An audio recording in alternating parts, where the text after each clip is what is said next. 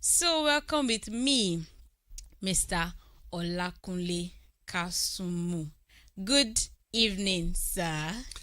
Good evening, Favor. Yes, Nice to sir. be here. Thank you for the invitation and well done. All right. Um, we've heard a lot about you, and definitely, I want to hear also because we are in the season whereby young people, yeah, they want to read, but at the same time, that intentionality is not there. So I would like to ask, what made you start the aspect of book club? Yes, what inspired you to start it? I think preceding that is what got me into books in the first instance because that then helps to explain why I got into. Okay. I grew up at a time when there was no internet, Okay. and therefore that limited the options we had as Oh. kids back then. Okay. So it was a bit easier to become a reader when I was a kid Okay. because you didn't have over 600 channels.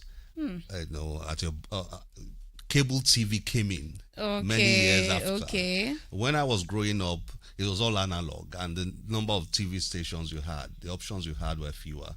So I grew up loving to read, and I enjoyed reading. And when things changed, when the internet came, when cable TV came, when broadband came, when mobile phones came, mobile phone technology came, and all those things came, and social media came, the world changed. And at some point in time, people's interest in reading reduced. Young people had more diverse interests and would rather do other things, rather enjoy entertaining things rather than read and Okay, all that. sir. But because the reading culture is an important one, regardless of the generation, um, I always thought that it was important to keep promoting reading, regardless of the times and the dispensations, regardless of the changes. It's important to keep that culture, that spirit of reading alive because reading is very powerful. So to answer your question about why did I get into maybe starting book clubs and advocating for reading, the answer is because of an understanding of the importance of reading, the value of Okay. reading, what it can do to a person, Okay. what it did to me, what I've seen it do to many, many people. People. Then it became important for me to do the little I can to keep promoting reading and literature and literacy. Okay, so thank you very much for that answer. But as you were talking, something crossed my mind. Do you think, oh, okay, better still, why do you think people want to run away from reading? Probably because they see the size of the book or the font. For instance, on me, I like reading, but if that font, it used to chase me away.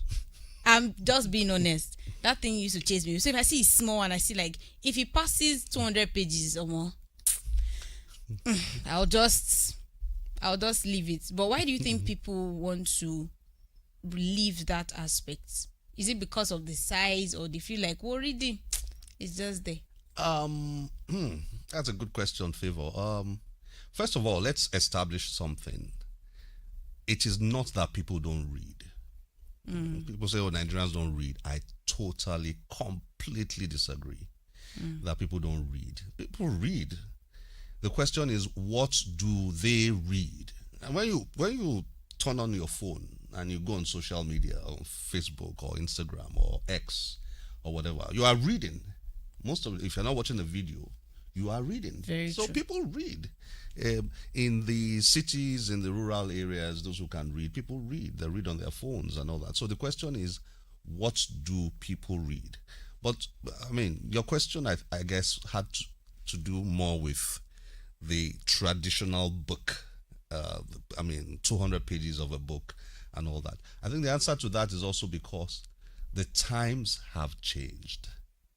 Times have changed. People are more distracted. People have many more options. Um, technology has made us to be more impatient. Okay.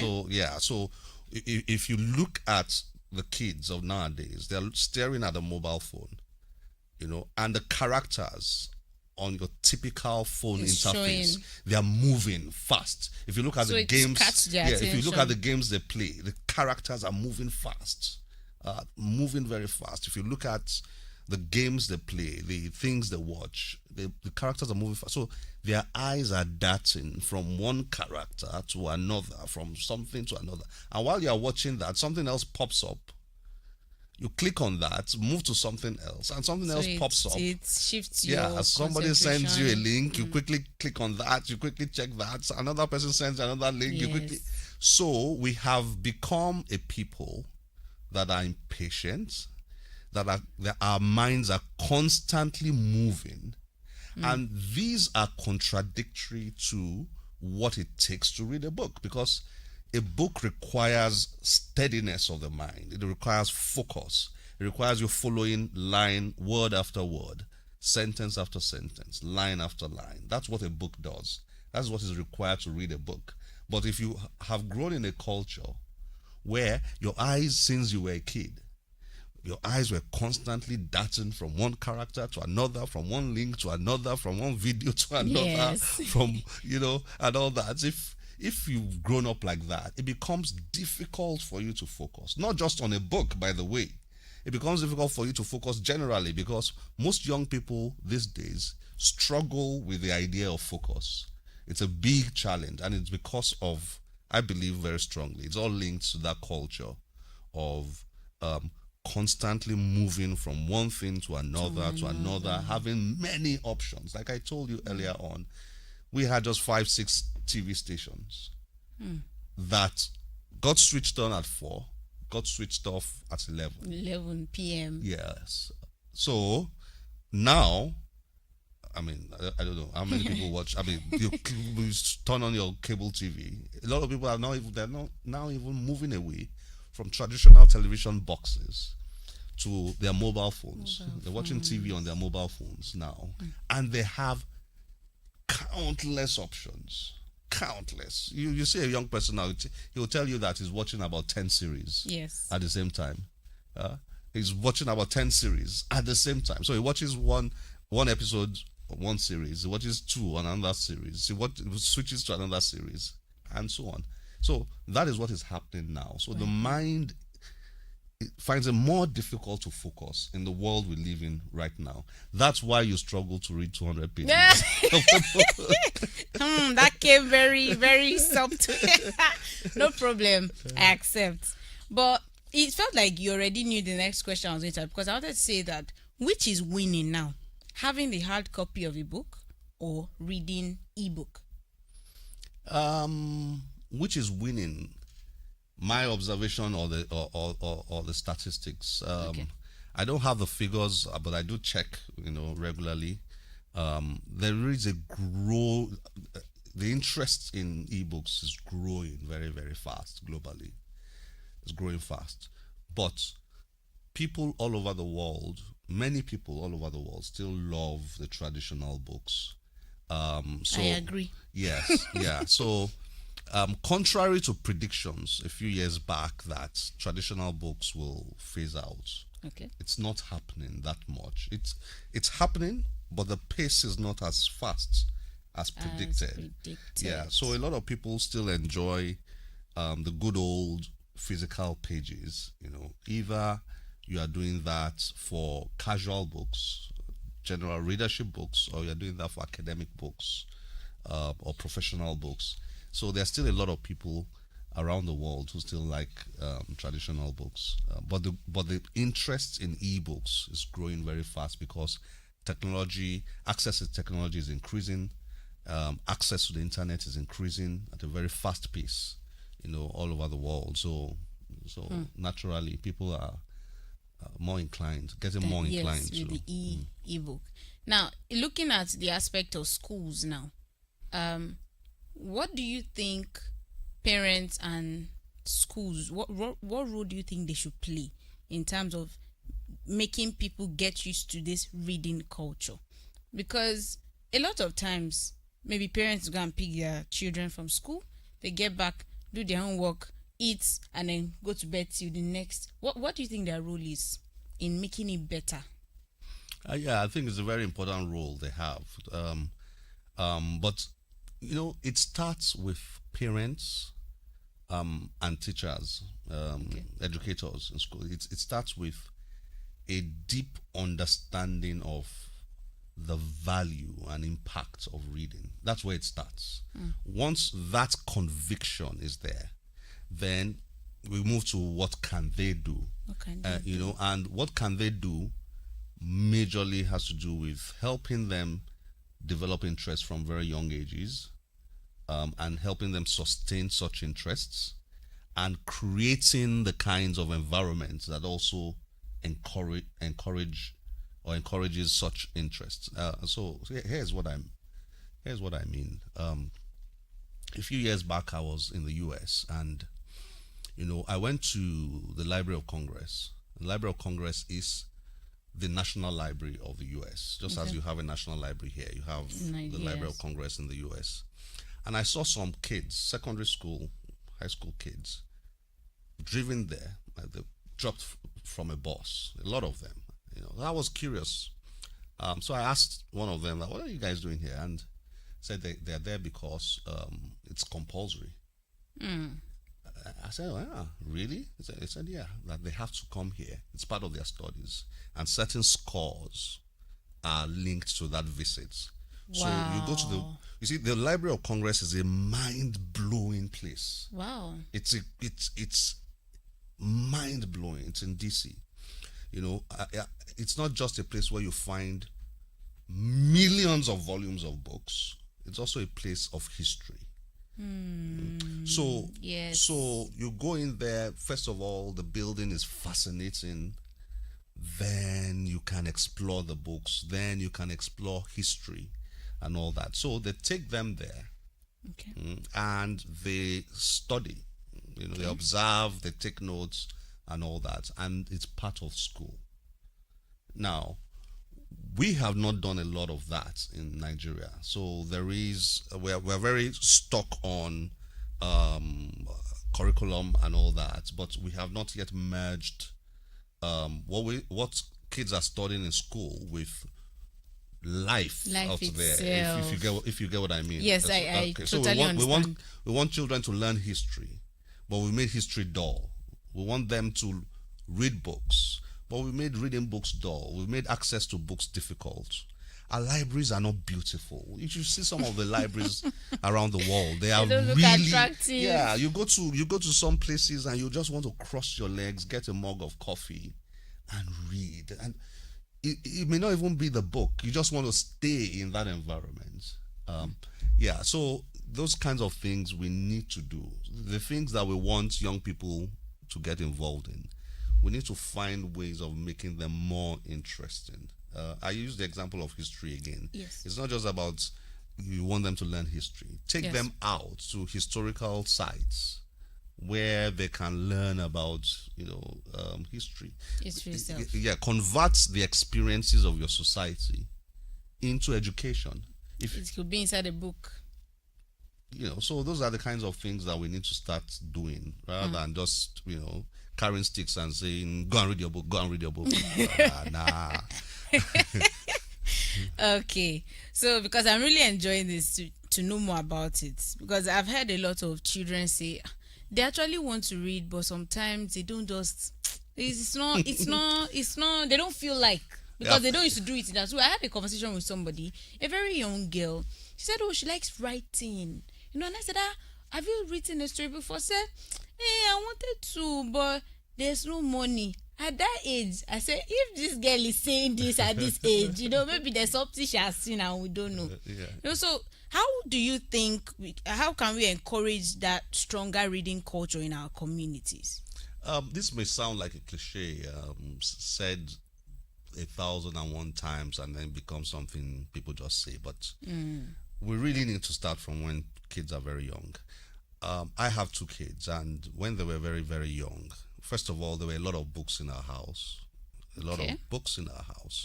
So that's the first thing. You need to you need to have you have very young kids. You need to create an environment where they find books are there, and then you need to make the connection between books and their, how do I put this now, they need to have positive experiences of books.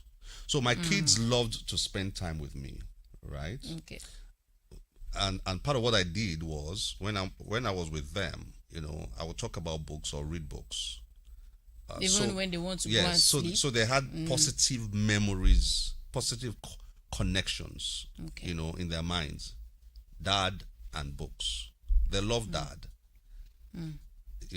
Dad loves books. So So they're so following there's a that positive path. connection. So one day I got into my son's room, who loved football like anything. Then one day I saw him. He had slept, and on his bed was his football and a book. So I said, okay, we're getting somewhere now. Okay, so I mean, so we need to create that kind of education. We need to encourage that kind of education. Let me put it that way, where when kids are young, we start introducing them to books, give them positive experiences when it comes to books. That's where it starts, I believe. When a child has reached a certain age and does not enjoy reading books, it becomes a bit more tricky, a bit more difficult. I agree. Okay. No problem. Right now we'll go on a break and we'll come back for more info.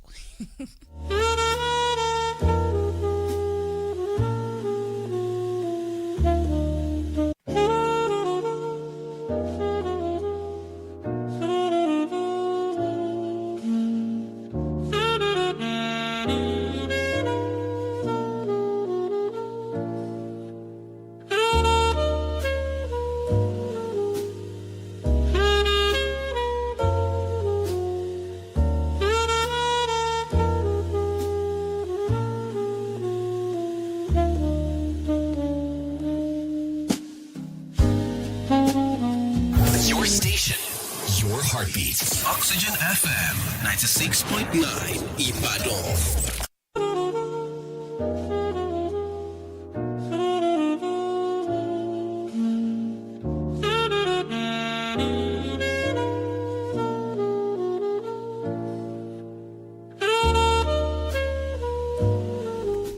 All right. Thank you for staying with us. We've been learning, and equipping ourselves. So I have two other questions for you, Mr. Olakunle.